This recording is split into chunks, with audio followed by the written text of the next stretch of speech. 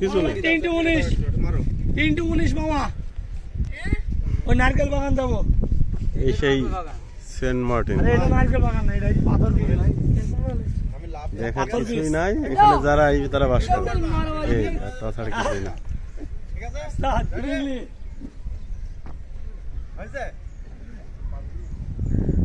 এই আর ওই সবুজ পানি, এটা মিলে একটু ভালো লাগতো। এই আমরা যদি ওইটাই যেতে পারতাম ভালো লাগতো।